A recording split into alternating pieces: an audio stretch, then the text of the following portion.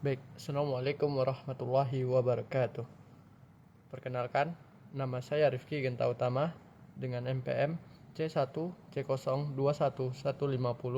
Saya dari kelas 5D.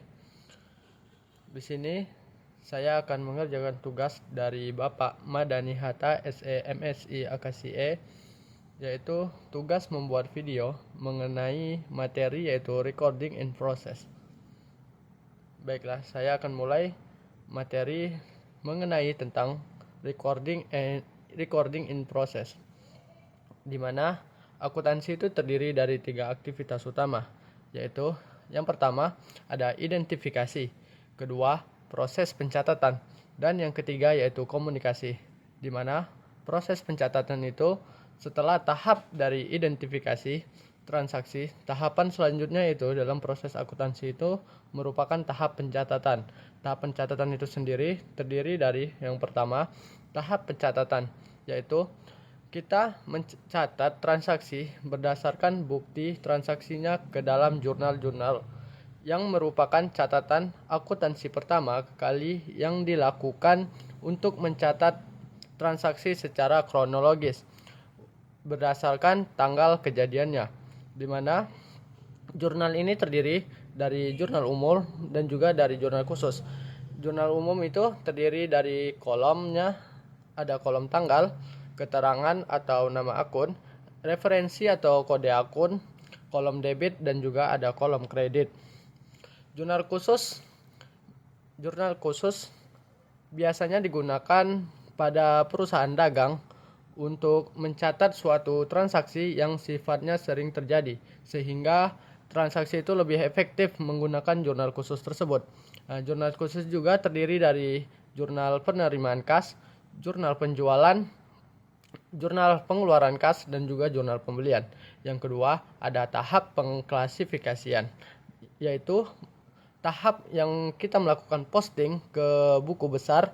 Posting ini adalah memindahkan informasi dari jurnal ke buku besarnya masing-masing. Yang ketiga, ada tahap pengikhtisaran, yaitu kita menjumlahkan saldo dari setiap akun pada setiap akhir periode, dan juga kita menyusun dalam suatu daftar, yaitu yang disebut dengan neraca saldo. Neraca saldo itu merupakan daftar yang memuat akun-akun beserta saldonya masing-masing pada tanggal tertentu. Selanjutnya itu akun.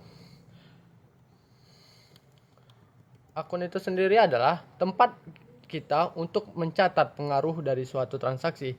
Ada 5 kelompok akun, yaitu pertama ada akun aset, akun liabilitas, akun ekuitas, akun penghasilan, dan juga akun beban. Setiap kelompok akun ini akan terbagi menjadi subkelompok dan juga menjadi subkelompok dan juga akan memiliki akun-akun individual. Suatu pengaruh dari transaksi akan dicatat ke akun individualnya. Ada sebuah contoh, perusahaan percetakan membeli mesin cetak senilai 5 US dollar secara tunai.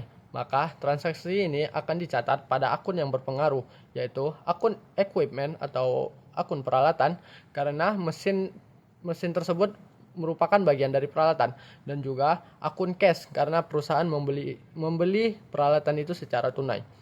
Bentuk paling sederhana dari akun ini adalah seperti huruf T atau yang kita kenal dengan akun T, dan juga mempunyai 2 sisi. Sisi kiri yaitu sisi debit, dan juga di sisi kanan ada sisi kredit.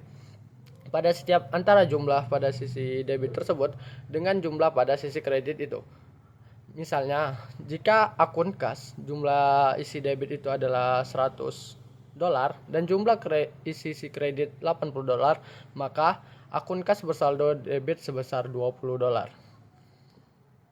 Selanjutnya yaitu sistem pembukuan berpasangan atau yang kita sebut sebagai double entry system. Yang pertama, setiap transaksi keuangan yang terjadi akan dicatat, setidaknya melibatkan 2 atau 1 akun yang akan didebitkan dan juga 1 lagi akun akan dikreditkan. Yang kedua, setelah transaksi itu dicatat di dalam jurnal, maka jumlah debit dan kredit itu harus sama atau kita sebut sebagai balance. Selanjutnya itu ada aturan debit dan juga kredit. di mana persamaan dasar akuntansi yang berlaku dalam praktik bisnis itu adalah yang kita sebut sebagai aset sama dengan liabilitas ditambah dengan ekuitas. Jika ditarik garis pemisah di bawah tanda sama dengan, maka akan berbentuk dua sisi, yaitu sisi kiri dan juga sisi kanan. Seperti contoh ini, yaitu pertama, aset sama dengan liabilitas ditambah ekuitas. Di sisi kirinya disepakati sebagai yang kita sebut dengan sisi debit, dan juga sebelah kanan yang kita sebut dengan sisi kredit. Aset berada di bagian sisi kiri, maka hampir seluruh akun aset memiliki saldo normal positif. Maka akun aset memiliki saldo normal debit, karena ada beberapa akun kelompok aset yang memiliki saldo normal, yaitu kredit, yaitu akumulasi penyusutan, dan juga cadangan piutang yang tidak tertagih.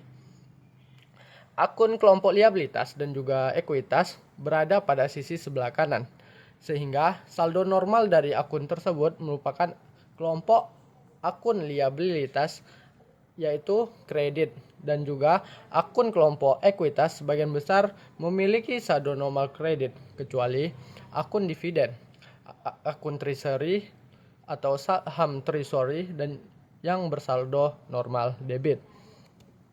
Selanjutnya kita akan menjelaskan saldo normal, di mana suatu akun akan bersaldo debit dan juga bisa bersaldo kredit. Saldo normal merujuk pada setiap penambahan. Artinya, jika akun kas yang merupakan aset dari perusahaan memiliki saldo normal debit, maka ketika terjadi transaksi yang mengakibatkan kas perusahaan bertambah, maka kas akun itu dicatat pada jurnal posisi debit. Jika terjadi transaksi yang mengakibatkan kas perusahaan berkurang, maka akun kas akan dicatat pada posisi kredit. Modal saham hanya akan berubah nilainya jika ada transaksi sehubungan dengan penerbitan saham ataupun pembelian kembali saham perusahaan yang sedang beredar. Ketika suatu perusahaan telah menjalankan operasionalnya selama satu periode, maka perusahaan tersebut akan memperoleh pendapatan dan akan membayar atau menanggung beban. Rugi yang dialami perusahaan ini akan mengurangi dengan saldo normal return earning, yaitu saldo bernormal debit. Pendapatan yang semakin besar yang diperoleh perusahaan akan menjadikan perusahaan memperoleh laba yang pada akhirnya akan meningkatkan ekuitas perusahaan, sehingga pendapatan memiliki saldo normal yang sama dengan ekuitas, yaitu di posisi kredit, sedangkan beban sebagai pengurang pendapatan memiliki saldo normal, yaitu debit. Adapun contohnya, akun kas pada bulan September tahun 2023. Ini terdapat 3 transaksi yang mempengaruhi akun kas, yaitu adapun transaksi yang pertama, akun kas didebitkan sebesar 1.000 US dollar, dan juga transaksi kedua, kas dikreditkan sebesar 800 dolar, dan juga transaksi yang ketiga, akun kas didebitkan sebesar 500 dolar. Maka pada akhir periode, yaitu tanggal 30 September tahun 2023, pada jumlah sisi debit dari akun kas ini adalah 1.500 US dollar, dan jumlah pada sisi sebelah kredit adalah 800 dolar. Maka akun kas memiliki saldo per 30 September 2023 sebesar 700 dolar pada sisi debit. Selanjutnya, mencatat transaksi ke dalam jurnal. Setiap terjadi transaksi dan ketika transaksi tersebut dicatat pada jurnal umum, maka minimal melibatkan 2 akun, di mana 1 akun didebitkan dan 1 akun lagi dikreditkan dengan jumlah dan juga nominal pada sisi debit dan juga sisi kredit itu harus memiliki nominal yang sama. Sebelum staf akuntansi mencatat transaksi tersebut dalam jurnal, maka harus dipastikan transaksi tersebut mempengaruhi akun-akun apa saja dan harus tahu akun tersebut akan dicatat pada sisi debit atau dicatat pada posisi kredit. Selanjutnya kita akan memposting ke dalam buku besar. Setelah transaksi tersebut dicatat ke dalam jurnal, maka hal yang akan kita lanjutkan yaitu kita akan memposting jurnal tersebut ke dalam sebuah buku besar. Setiap akun memiliki akun besarnya masing-masing. Artinya, akun kas memiliki buku besar akun kas. Akun piutang memiliki buku besar akun piutang. Akun-akun tertentu seperti piutang, utang, selain memiliki buku besar, juga memiliki buku besar pembantu. Misalnya, buku pembantu piutang merupakan catatan yang merinci piutang yang dimiliki perusahaan terhadap setiap pelanggannya. Posting adalah kita memindahkan informasi dari jurnal ke dalam buku besarnya masing-masing.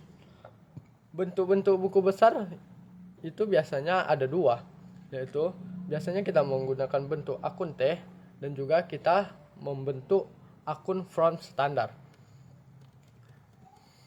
Setelah kita memposting ke dalam buku besar, langkah selanjutnya yang harus kita lakukan biasanya kita akan menyusun sebuah neraca saldo.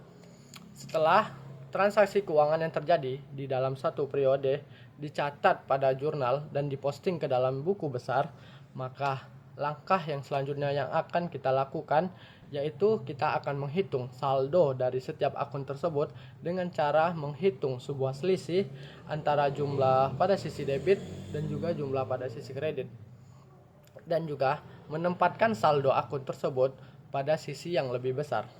Misalnya ada sebuah akun untuk akun utang usaha, yaitu jumlah di debitnya sebesar $500. Jumlah total debit dan juga jumlah dari total kredit pada neraca saldo harus seimbang saldonya, karena bisa saja disebabkan sebagai hal-hal berikut ini.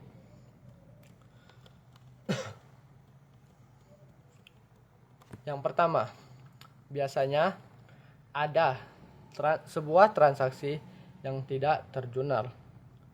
Yang kedua, suatu transaksi yang telah kita jurnal dengan benar namun tidak kita posting ke dalam buku besar. Yang selanjutnya, yang ketiga, biasanya ada akun yang kita posting sebanyak 2 kali.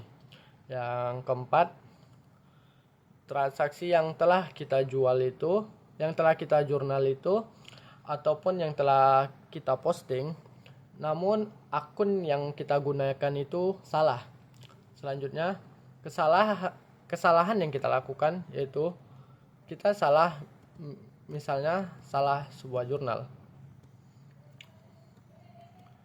Biasanya bentuk dari neraca saldo itu terdiri dari nomor akun, terus ada nama-nama akun tersebut, dan juga ada sisi sebelah kiri sisi debit dan juga sisi sebelah kanan sisi kredit. Umumnya yang kita ketahui bentuk laporan keuangan neraca akuntansi ini terbagi menjadi 2, yaitu bentuk horizontal dan juga bentuk vertikal. Selanjutnya yang kita lakukan yaitu siklus akuntansi, di mana dimulainya dari adanya transaksi berdasarkan bukti transaksi yang akan dicatat pertama kali dalam sebuah jurnal. Selanjutnya, informasi dari jurnal akan kita posting ke dalam sebuah buku besar. Selanjutnya, kita menjumlahkan saldo akhir periode dari masing-masing akun, dan juga kita akan menyusun ke dalam neraca saldo. Selanjutnya, dibuat jurnal penyesuaian. Karena beberapa akun dari neraca saldo itu belum menunjukkan nilai yang sebenarnya. Kemudian akan kita posting lagi ke dalam buku besar dan juga jumlahkan lagi saldo dari akun-akun itu. Kemudian kita susun kembali ke dalam neraca saldo setelah penyesuaian. Kemudian langkah yang selanjutnya yang harus kita lakukan yaitu kita menyusun laporan keuangan itu, dimulai dari laporan laba rugi, laporan perubahan ekuitas, laporan posisi keuangan, laporan arus kas, dan laporan catatan atas laporan keuangan. Selanjutnya, kita membuat sebuah jurnal penutup untuk menutup akun-akun dari pendapatan, akun beban, dan juga akun ikhtisar laba rugi, dan juga akun dividen. Kemudian kita melakukan posting kembali ke buku besar yang kita hitung lagi akun-akun dan kita susun kembali ke dalam neraca saldo setelah penutupan. Saldo dari akun-akun yang ada pada neraca saldo setelah penutupan itu akan menjadi saldo awal pada periode yang berikutnya. Baiklah, mungkin itu saja penjelasan dari saya mengenai recording in process. Jikalau ada salah kata ataupun salah materi yang saya sampaikan, saya mohon maaf sebesar-besarnya, dan kepada Allah saya memohon ampun. Mungkin ini saja materi dari saya. Insya Allah materi ini bermanfaat kepada teman-teman yang akan menonton video dari materi yang saya berikan ini. Saya akhiri, wabillahi taufiq wal hidayah. Wassalamualaikum warahmatullahi wabarakatuh.